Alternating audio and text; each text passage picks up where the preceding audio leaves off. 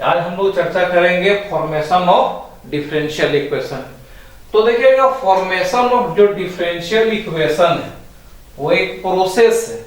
क्या ये एक प्रोसेस है, जिस प्रोसेस में हम लोग पाएंगे कि कोई भी कर्व या जो फैमिली ऑफ कर्व है उसमें जितने भी आर्बिट्री कांस्टेंट प्रेजेंट है उस प्रेजेंट आर्बिट्री कांस्टेंट को हटाना है, और वो भी किससे? डिफरेंशिएशन के द्वारा। ठीक है, तो ये डिफरेंशियल इक्वेशन का जो फॉर्मेशन है, यानी फॉर्मेशन ऑफ डिफरेंशियल इक्वेशन एक प्रोसेस है। ठीक है, आर्बिट्री कांस्टेंट को रिड्यूस करने का, और वो भी किससे? डिफरेंशिएशन के द्वारा। ठीक है, तो देखिएगा वो लिखेंगे, यहां से हो जाएगा ये द प्रोसेस टू रिड्यूस। ठीक है, the process to reduce arbitrary constant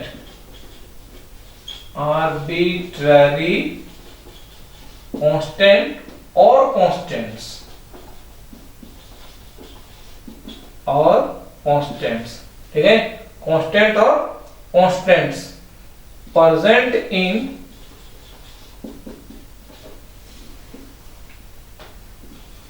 given curve और family of curve. Family of curve by differentiation.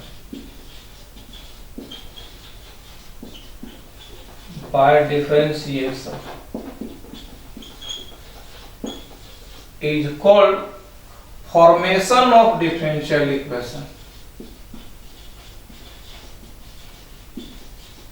Formation of differential equation. ठीक है, यहां पर देखिएगा इसमें ये कि the process to reduce arbitrary constant और constant present in given curve और family of curves by differentiation is called formation of differential equation.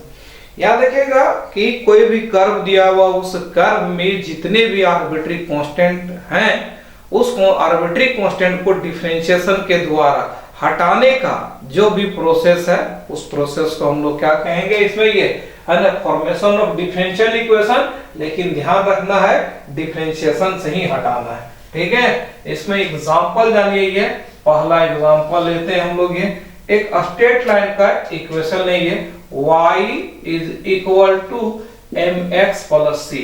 ये उस स्ट्रेट लाइन का इक्वेशन है ना, जिसका स्लोप और y इंटरसेप्ट दिया है, मतलब ये स्लोप इंटरसेप्ट फॉर्म में दिया हुआ। ठीक है, तो हम लोग जान लेते हैं कि अगर ये कोई इसमें लिखते हैं हम लोग y एक्सिस, इधर ले हम लोग कितना है x एक्सिस। हम लोग जानते हैं कि कोई भी लाइन x एक्सिस के पॉजिटिव डायरेक्शन में अगर थीटा एंगल बनाता है, ठीक है, और उधर थीटा एंगल बनाए तो उसके tan थीटा को ही उस लाइन का हम लोग क्या कहेंगे? स्लोप। ठीक है, और ये ओरिजिन हो गया, ओरिजिन से जितना दूरी पर कोई लाइन y एक्सिस को काटता है वो कहलाता है y इंटरसेप्ट। तो यहाँ हो गया ओरिजिन, और इतना से यहाँ तक का डिस्टेंस हो गया c। इसमें कोई मूविंग पॉइंट है, इसमें p, इसको माने हम लोग कितना ही है xy। तो इसी लाइन का इक्वेशन है y बराबर mx प्लस c। तो जो m है ना वो कितना हो जाएगा? tan थीटा का वैल्यू है, एक तरह से ये बोला क्या है? स्लोप है। ठीक है, तो देखें इसमें हम लोग क्या हो जाएगा? m और c ये दो ठो आर्बिट्री कांस्टेंट है ना। तो ये लाइन का इक्वेशन y बराबर जो mx प्लस c है, उस y बराबर mx प्लस c में दो ठो आर्बिट्री कांस्टेंट है, और ये दोनों आर्बिट्री कांस्टेंट को हटाना है। लेकिन हटाना है किसके द्वारा? डिफरेंशिएशन के द्वारा। हम लोग जानते हैं कि जो कांस्टेंट है उसको डिफरेंशिएशन करें किसी वेरिएबल के रिस्पेक्ट में तो उसका कितना हो जाता है? 0 ही है। अब इसको हम लोग डिफरेंशिएट कर देते हैं, तो देखिएगा इसमें लिखेंगे डिफरेंशिएटिंग विथ रिस्पेक्ट टू कितना करते हैं? x। ठीक है, x के रिस्पेक्ट में इसको हम लोग डिफरेंशिएट किए तो पाएंगे कितना है? dy और अपन हो जाएगा dx। होगा कि नहीं? ये y का dy बटा dx है। फिर इसमें निकालेंगे m, तो m तो रह गया, और x का कितना हो जाएगा? 1, और इसका हो जाएगा 0। तो ये कितना हो जाएगा? dy बटा dx इज इक्वल टू हो गया 1। फिर इसको एक बार डिफरेंशिएट करते हैं, इसमें से डिफरेंशिएटिंग विथ रिस्पेक्ट टू कितना हो जाएगा x। तो ये dy बटा dx को अगर डिफरेंशिएट करेंगे तो क्या मिलेगा d2y अपॉन dx स्क्वायर। तो यहाँ मिल गया हम लोग का, देखिए ये d2y और अपॉन क्या हो गया dx स्क्वायर और इज इक्वल टू क्या हो गया 0। m का है ना कांस्टेंट है, उसका डिफरेंशिएशन हो गया 0। तो इस तरह हमको ये मिल गया डिफरेंशियल इक्वेशन। तो देखिएगा इसमें से m और c दो आर्बिट्री कांस्टेंट हैं, हम दो बार इसको डिफरेंशिएट किए तो हट गया इसमें। एक एग्जांपल, दूसरा एग्जांपल लेते हैं इसमें ये है ना, देखिएगा दूसरा एग्जांपल है हम लोग ये y is equal to a into e to the power x plus b into e to the power minus x और प्लस लेते हैं इसमें x स्क्वायर। ये एक कर्व है, इस कर्व में दो आर्बिट्री कांस्टेंट लिया गया है, कौन सा, एक a और एक b, यानी कैपिटल A और कैपिटल B। इस आर्बिट्री कांस्टेंट, ये दोनों a और b दोनों जो आर्बिट्री कांस्टेंट है, उस दोनों आर्बिट्री कांस्टेंट को डिफरेंशिएशन के द्वारा हटाएंगे। ये जो पूरा प्रोसेस कहलाएगा वो कहलाएगा हम लोग का फॉर्मेशन ऑफ कौन सा, ये डिफरेंशियल इक्वेशन। देखें इसको हम लोग डिफरेंशिएट किए, differentiating with respect to x, तो हम लोग पाएंगे कितना है dy और कौन हो जाएगा dx इज इक्वल टू, ये तो रह गया कांस्टेंट है, इसके साथ गुना में e to the power x और e to the power x का differentiation e to the power x ही होगा। फिर यहाँ होगा e to the power minus है, उसका माइनस में रह जाएगा, तो b into e to the power minus x plus x square का कितना हो जाएगा 2x। फिर इसको एक बार डिफरेंशिएट करेंगे तो देखें इसमें हम लोग यहाँ से है ना, इसी में लिखते हैं यहाँ जो डिफरेंशिएटिंग विथ रिस्पेक्ट टू और कितना बोले x, तो ये मिल जाएगा हम लोग कितना dy बटा है ना, ये रह जाएगा, इसमें यहाँ लिखते हैं तो यहाँ कितना हो जाएगा d2y अपॉन ये dx स्क्वायर। ठीक है, फिर यहाँ लिखेंगे प्लस a का रह गया हम लोग का a और into e to the power x हो गया, फिर माइनस और माइनस क्या हुआ plus b into e to the power minus x और ये प्लस में हो जाएगा हम लोग का 2। लेकिन देखिएगा दो आर्बिट्री कांस्टेंट है, एक a है और एक b है, और हम दो बार डिफरेंशिएट कर चुके हैं, लेकिन दोनों बार डिफरेंशिएशन करने के बाद भी आर्बिट्री कांस्टेंट रह ही गया है, हटाना है हमको। तो आप जाने कि जितने आर्बिट्री कांस्टेंट हैं उतना ही बार डिफरेंशिएट करेंगे, और उतना बार डिफरेंशिएट करने पर अगर वो आर्बिट्री कांस्टेंट नहीं हटे, रिड्यूस नहीं हुए, तो हम लोग क्या करेंगे कि जो अवेलेबल कंडीशन है उसी अवेलेबल कंडीशन का यूज करके हम लोग आर्बिट्री कांस्टेंट को हटा लेंगे। ठीक है, तो देखिएगा इसमें से हम लोग इसको इक्वेशन 1 समझते हैं। इस इक्वेशन 1 में देखेंगे तो यहाँ पाएंगे हम लोग a into e to the power x, फिर हो जाएगा plus b into e to the power minus x, के बदले में हम लिख सकते हैं y माइनस एक्स स्क्वायर। ठीक है, ये x स्क्वायर इधर प्लस में है, इसको उधर ले चलते हैं बराबर के इस तरह, तो क्या होगा माइनस में होगा। तो इसके बदले में देखिएगा, अरे यहाँ से लेकर के यहाँ तक ये a into e to the power x plus b into e to the power minus x के बदले में इक्वेशन 1 का यूज करके y माइनस एक्स स्क्वायर लिख देते हैं। ठीक है, तो यहाँ पाएंगे d2y upon dx square is equal to, इतना के बदले में यहाँ लिखे y और माइनस में कितना हो गया x स्क्वायर, देखिएगा y माइनस एक्स स्क्वायर इतना बदल, और प्लस में क्या हो जाएगा 2।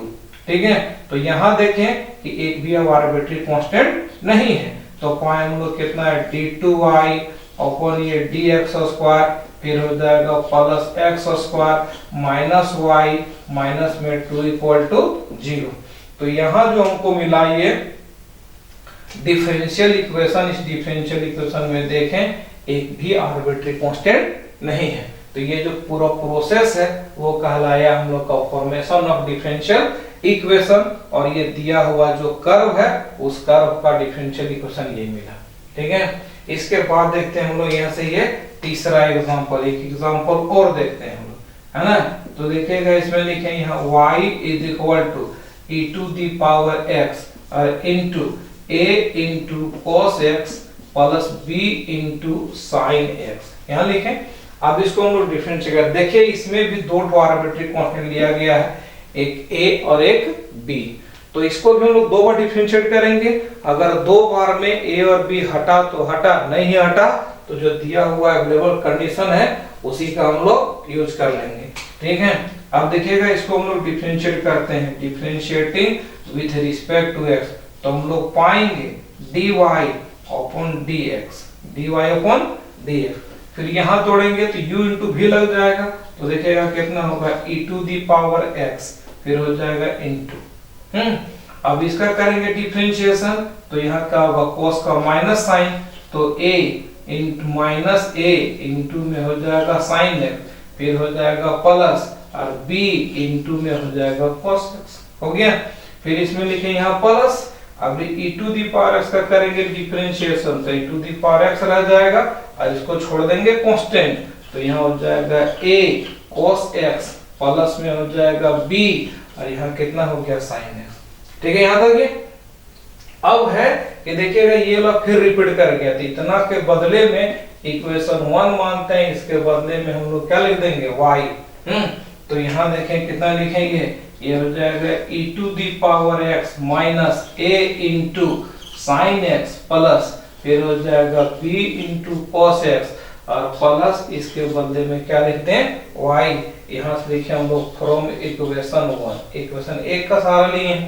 फिर इसको एक बार डिफरेंशिएट कर देंगे, तो यहाँ लिखेंगे डिफरेंशिएटिंग विथ रिस्पेक्ट टू कितना हो जाएगा x, फिर यह हो जाएगा differentiating with respect to x, तो यहाँ पाएंगे ये हो जाएगा d2y अपॉन ये dx square, d2y upon dx square.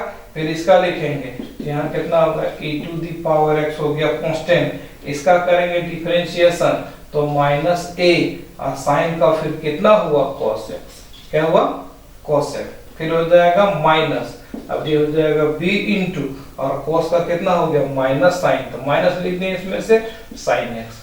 ठीक है, फिर इसमें लिखेंगे, यहाँ देखिएगा u हो गया कांस्टेंट, v का किया हम लोग डिफरेंशिएशन, u हो गया कांस्टेंट, v का किया डिफरेंशिएशन, फिर लिखेंगे प्लस, अब e to the power x का differentiation to the power x ही हो गया और ये वाला उतर जाएगा, तो माइनस में हो जाएगा a और यहाँ कितना है sin x और प्लस हो गया b और इनटू में क्या हो गया cos x, ये रह गया। ठीक है, फिर हो जाएगा प्लस और यहाँ कितना हो जाएगा y का हो जाएगा dy अपॉन dx। ठीक है, तो अब देखेंगे इसमें यहाँ अगर हम लोग माइनस कॉमन ले लेंगे, ये वाला माइनस ये माइनस कॉमन ले लेंगे तो बाहर माइनस हो जाएगा और e to the power x हो जाएगा, e to the power x into में हो जाएगा a cos x प्लस में हो जाएगा b sin x। ठीक है, और फिर हो जाएगा इसमें से plus e to the power x minus में हो जाएगा a sin x प्लस में हो जाएगा b cos x और यहाँ हो जाएगा प्लस dy बटा में क्या होगा dx। अब जानिए इतना के बदले में वो लिखेंगे माइनस y, देखिए e to the power x into a into cos x plus b into sine x के बदले में कितना है y equal to e to the power x a into cos x plus b into sine x। हो गया, फिर इसमें लिखेंगे प्लस। हो गया, अब इतना के बदले में लिखेगा यहाँ से लेकर के यहाँ तक के बदले में हम लोग इससे निकाल लेते हैं इक्वेशन, यहाँ से जो लिखेगा e to the power x, ठीक है, माइनस में a into sine x plus में कितना हो गया b cos x और ये वो जो y इधर प्लस में है ना, इसको इधर लेंगे तो क्या होगा माइनस, तो यहाँ मिलेगा dy बटा dx माइनस में हो गया y। तो देखिएगा इतना के बदले में देखेंगे कितना dy बटा dx और माइनस में क्या हो जाएगा y और यहाँ हो जाएगा प्लस dy बटा में क्या हो गया dx। तो देखिए हम लोग पाए इसमें ये जो भी आर्बिट्री कांस्टेंट है a और b वो दोनों के दोनों हट गया अब यहाँ। ठीक है, लेकिन अभी हम लोग कितना है कि दो आर्बिट्री कांस्टेंट है तो दो से ज्यादा बार डिफरेंशिएट करना ही नहीं था ये। ठीक है, तो अब हम लोग फाइनली जो रिजल्ट लाए वो रिजल्ट कितना हो जाएगा, ये हो जाएगा d2y अपॉन ये dx स्क्वायर। यहाँ अब ये देखिएगा एक माइनस y है एक माइनस y, इधर लाएंगे कितना हो जाएगा प्लस में होगा, यहाँ फिर हो जाएगा dy बटा dx माइनस में हो जाएगा 2 और dy बटा dx फिर हो जाएगा प्लस, इधर लाए तो ये हो जाएगा 2i इक्वल टू कितना है 0। तो ये रह गया इसका ये डिफरेंशियल इक्वेशन। ठीक है, तो इस तरह हम लोग पाए डिफरेंशियल इक्वेशन। अब कंक्लूजन ये है कि जितने आर्बिट्री कांस्टेंट होंगे उस डिफरेंशियल इक्वेशन का ऑर्डर भी उतना ही हो जाएगा। तो हम लोग नोट में देखें नंबर, ठीक है, और of arbitrary constant, arbitrary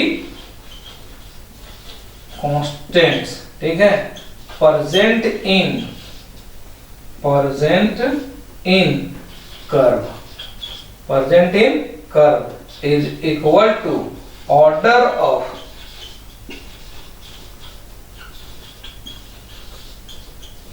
differential equation. ठीक है, तो जितने यहां रहेगा ये डिफरेंशियल इक्वेशन। क्लियर है? तो कर्व में जितने आर्बिट्री कांस्टेंट होंगे, कर्व में जितने आर्बिट्री कांस्टेंट होंगे, ठीक है, उतना ही उस डिफरेंशियल इक्वेशन का ऑर्डर होगा। जैसे देखिए पहला एग्जांपल में इसमें दो ठो आर्बिट्री कांस्टेंट था m और c। इसको डिफरेंशियल इक्वेशन बनाए तो उस डिफरेंशियल इक्वेशन का ऑर्डर हो गया 2। ठीक है, दूसरा एग्जांपल में देखें y बराबर a into e to the power x plus b into e to the power minus x plus x square. इसमें भी दो ठो आर्बिट्री कांस्टेंट। कितने आर्बिट्री कांस्टेंट? दो ठो आर्बिट्री कांस्टेंट। कौन कौन? कैपिटल A और कैपिटल B। इसको दो बार डिफरेंशिएट किए हैं तो फाइनली जो इसका रिजल्ट आया है वो ये मिला हम लोग का। इस डिफरेंशियल इक्वेशन का ऑर्डर देखिए क्या हो गया, सेकंड ऑर्डर का हो गया। इसी तरह इसका ये, तो हम लोग ये तीनों एग्जांपल में पाए कि कर्व में जितने भी आर्बिट्री कांस्टेंट होंगे, ठीक है, उस डिफरेंशियल इक्वेशन का ऑर्डर भी उतना ही होगा। ठीक है, तो हम लोग पाए इसमें अंतिम में ये number of arbitrary constant present in curve is equal to होगा order of differential equation. Clear?